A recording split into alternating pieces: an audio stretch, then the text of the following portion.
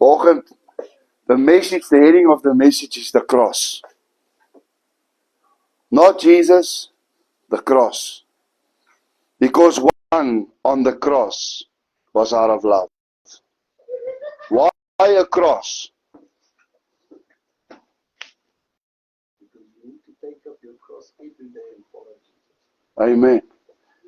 But you know, if they didn't crucify him, those who didn't believe wouldn't see. And those who believed wouldn't see. That's why they placed him on a cross, like a billboard. They advertised the King of Kings to the world by using a cross. Because on that cross he was spread out to the fullest in every direction. I see the cross as the billboard of salvation. Cross didn't save your soul, Christ did. But what he did on that cross is what is important. It says in Matthew 27,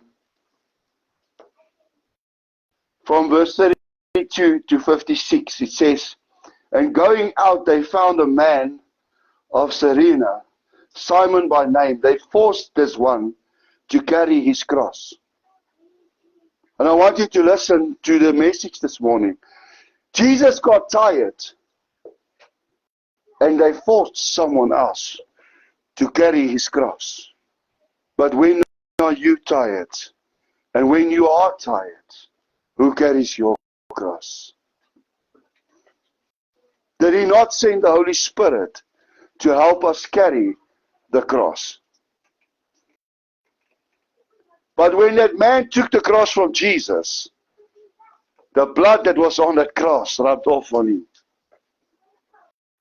So when you pick up the cross, does that same blood not apply to you?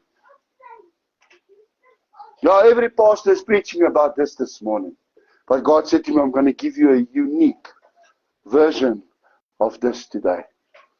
And coming to the place called Golgotha, which is called place of skull, they gave him vinegar mixed with gall to drink. And when he had tasted, he would not drink. And they crucified him, dividing his garments, casting a lot, so that it might be fulfilled which was spoken by the prophet. They parted my garments among them, and they cast a lot for my clothing. How many times in your life have you not been drawn and pulled apart by the world? You as a child of God, being ripped apart by mouths, by people who has opinions and lives and issues and things about who you are. I want you to see yourself in this today. That's what God said to me. You have received a prophecy about your life. You have received a prophecy about your calling. Now what does Satan do? He comes and he tries to pull you apart. And he gambles with your life. You can stop me any time if you don't agree with me.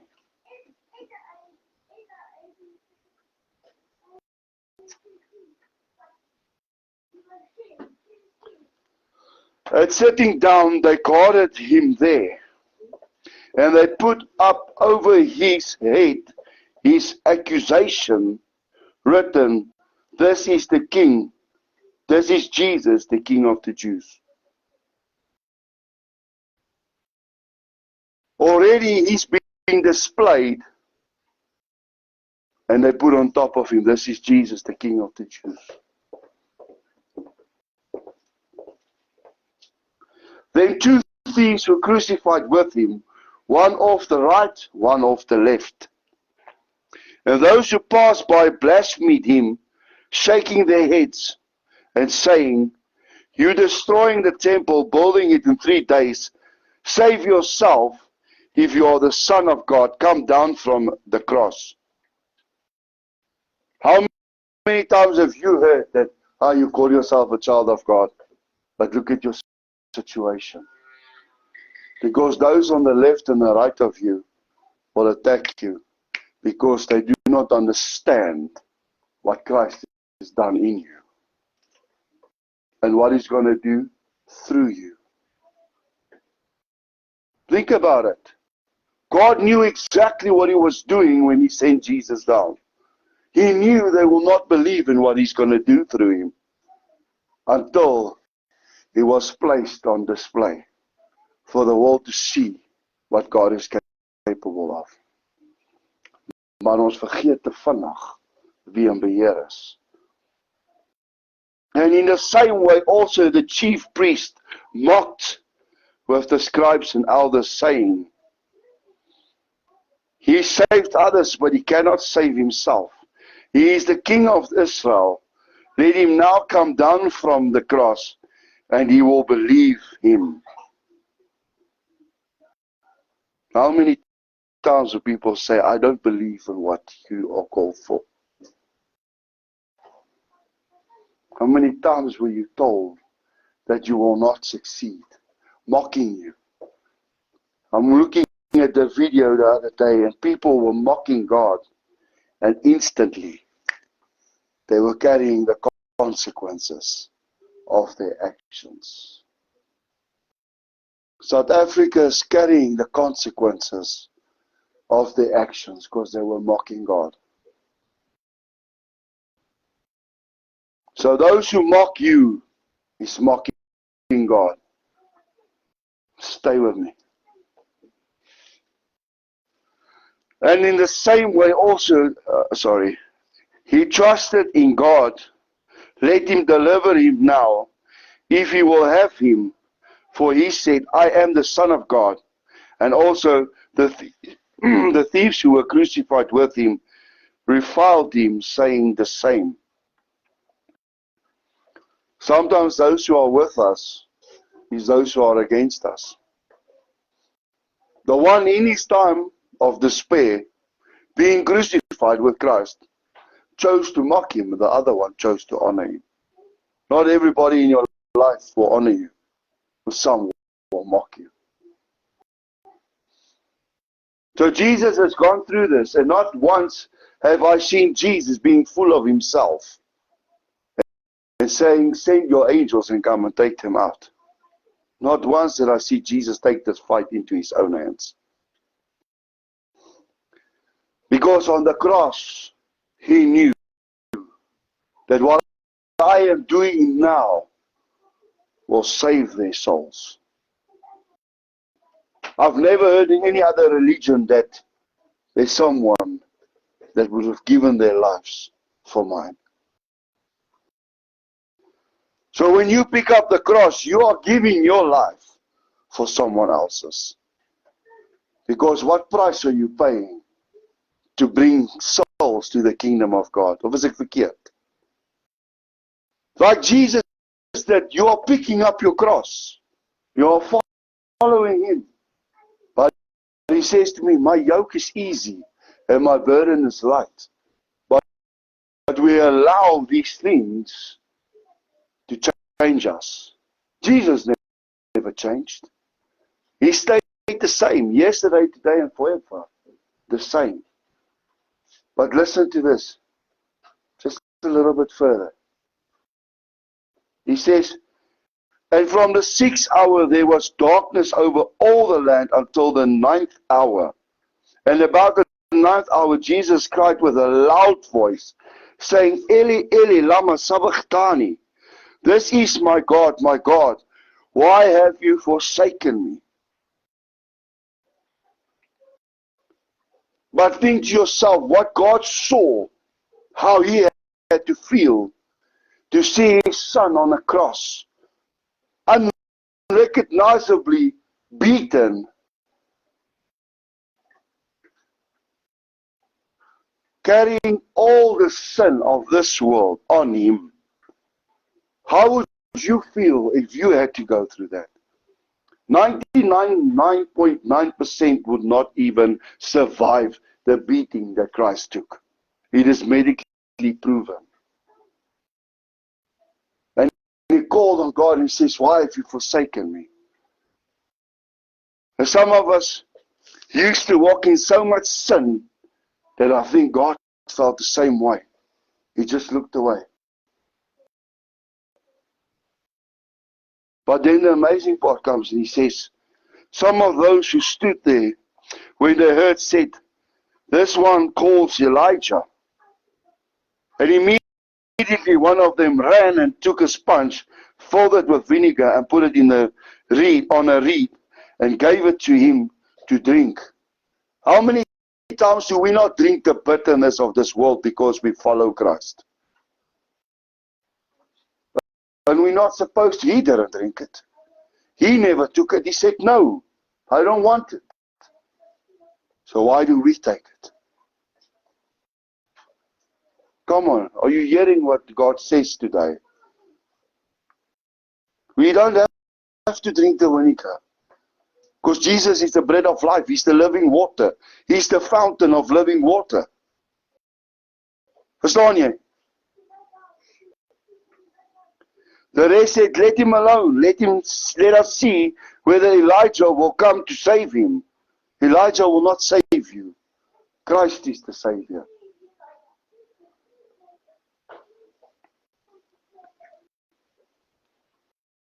And crying again with a loud voice, Jesus released his spirit. And this is the line in this message that hit me the hardest.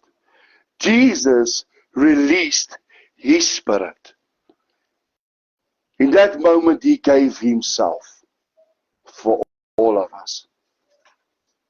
Nobody took his life. They couldn't take it by force. They tried to beat him to death. They couldn't kill him. So bad that someone else had to pick up the cross. And at the end, he gave his life.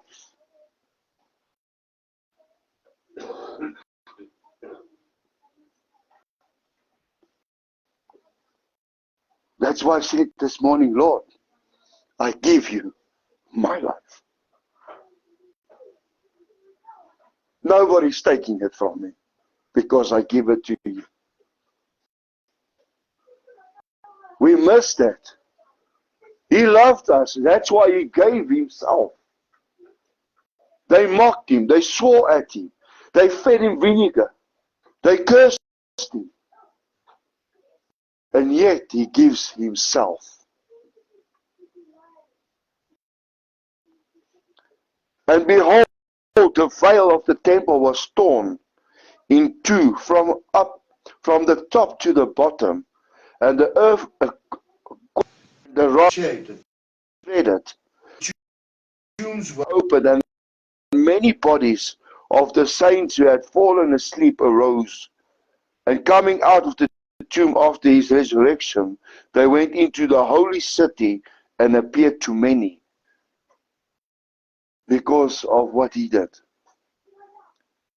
Again, he fulfilled the prophecy that was spoken. Those who didn't believe now see and believe what he said will happen. That was the first round. But the centurion and those guarding Jesus, seeing the earthquake and things that took place, they feared greatly, saying, truly, this one was the Son of God. And many of those women were there, watching from a distance. Those who had followed Jesus from Galilee ministered to him, watching from a distance, and among whom was Mary Magdalene, and Mary the mother of James and Joshua, and the mother of Zebedee's children. So they put him up to see. But the moment the shift in the spirit realm happened, he sent out those who loved him and followed him to go tell them, but He is the way, the truth and the life. Imagine jy kom oom Abraham by jou en sê, ek wil net vir jou sê, Jesus is die waarheid. Hy is die koning van die konings. Because that's what happened. That's what the word said. There was many witnesses to tell them that Jesus is the King of Kings. You don't need anybody to go tell them that you are a child of God, because the Holy Spirit will do that. Dis lekker om jou hier te hê volgende.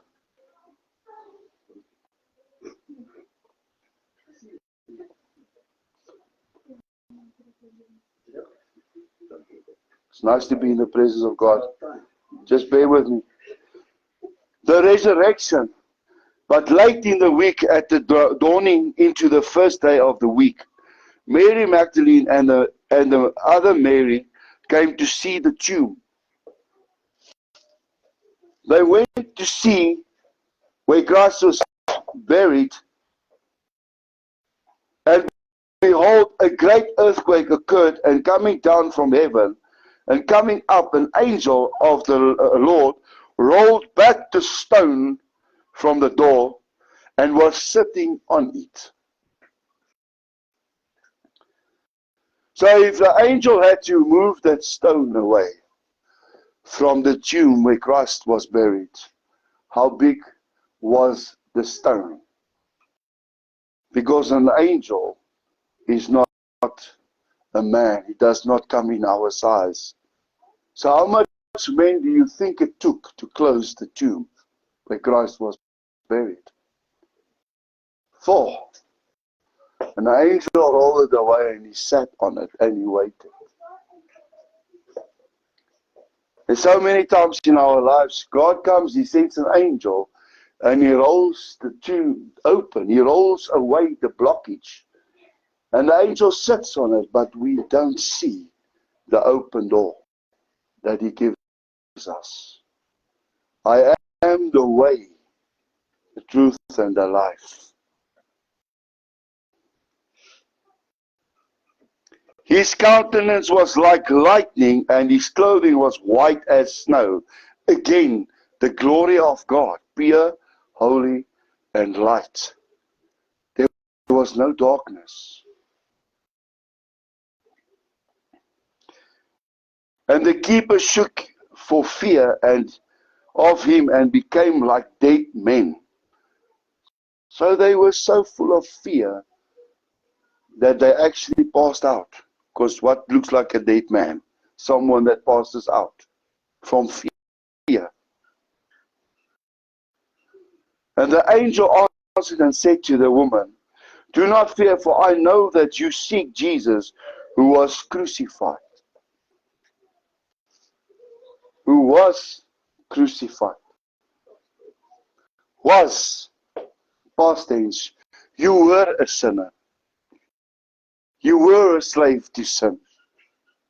You were lost. But you are no longer bound by sin and death.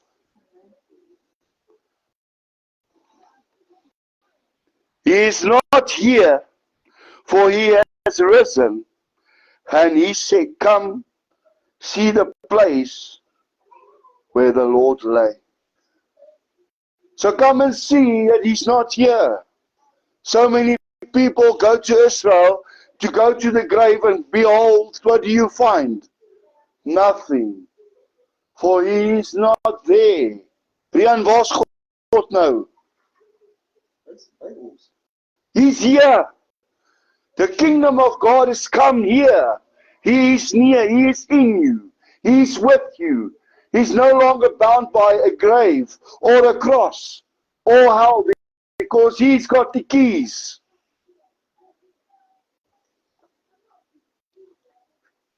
And go quickly and tell the disciples that He has risen from the dead. And behold, He goes before you into Galilee. There you shall see Him. Lo, I have told you. Again, He is risen. He is not in hell. He is not in death. He is not in the grave. He is risen. So why is so many Christians still stuck in sin, in that grave, in that tomb? Because we forgot what he did on the cross. That cross is so important in your life, because if it was not for that cross that he was placed on, we would forget what happened. When you look at the cross, you remember what Jesus did on that cross. They didn't roll him up and put him in a corner. They didn't put him 6 feet under the ground. They didn't break him apart and send him all over the world. They placed him on a cross so that everybody can see the victory.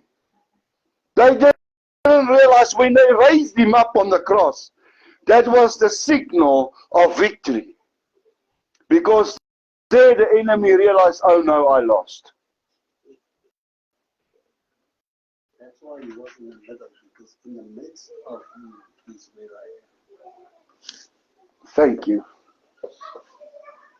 Because of the cross they used to lift him up, the world can see who he is.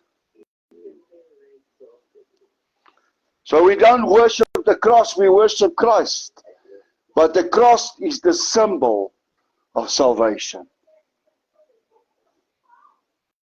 I am grateful that they used the cross, because he was spread out with his arms wide open, because I love you. That's why I gave my life. His arms was open wide for those who were rejected by others, so that he will receive you because he loves you. They poked him full of holes and they beaten him senseless, broken. There was almost no place that there was no skin on him. Because when you come to Christ and you hug him, that blood covers you. Want deur sy bloed is ons vergewe en skoon gewas en vrygemaak. But by his wounds we are healed. Why are you walking today? Because of someone else? No, because of Jesus Christ. That stood on the cross and said, come to me, all those who are weary. Also those who are tired, sick, rejected, cast out. The cross was important in all of this. Because I asked God, why a cross? And he says to me, look at my arms, wide open. For anyone who accepts me and believes and decree and declare that I am God will see the kingdom of heaven.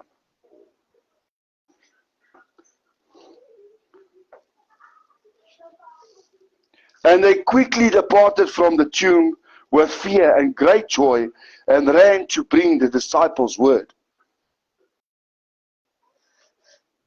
When you give your life to God, you want to tell everybody that Jesus has saved my soul. But when you come from that baptism, when you come out of that water, and you raise up from that grave, Jesus has rolled the tomb away. The stone in front of the tomb away. Daar's alles wat ons as kinders van God deurgaan en nodig het in kruisiging. He died and he rose again. When you are baptized, you die and you rose again. As a new creation. Of is my Bible verkeerd? So I want to say thank you to Jesus for the cross. So every time I see the cross, I see Christ displayed. Savior of the world, King of kings, Lord of lords, Almighty God and Father. That's why he used the cross. Dis hoekom daai kruis soveel vir my beteken. Because the anointed man borrowed it to me on a permanent basis.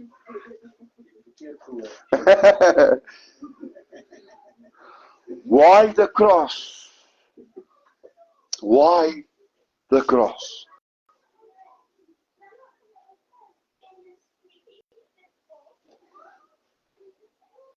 Because if you look at the cross and you look at our DNA, the cross is in our DNA.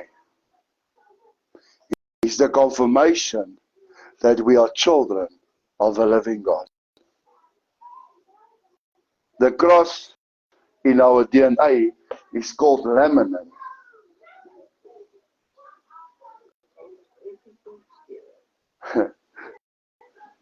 And because of the cross, all those who serve the Lord will one day walk with Him in the kingdom. So now you understand why He was crucified. Because we are His. We carry His DNA. He came to save His family, His loved ones. Because the word says He's our brother. He's our friend. He's our father. He's our rock, our refuge, our safe place, our hiding place, our provider. The moment that He gave Himself, He fulfilled all those things. But when are you going to pick up your cross and carry it to the end? Because sometimes we get tired when we put it down.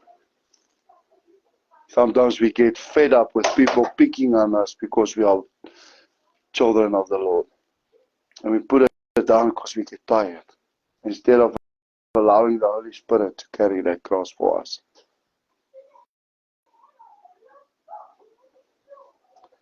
The cross has got 4 points. Head, feet, and 2 arms. Because when you bow at the feet of Jesus, He can place His arms on you. And when you bow before Him, He can look down at you. Het jy dit al so gesien? Het jy dit al gesien? As jy voor 'n kruis kniel, as jy by sy voete en hy kan sy hande op jou neersit en hy kan vir jou kyk. So He's always guarding over you.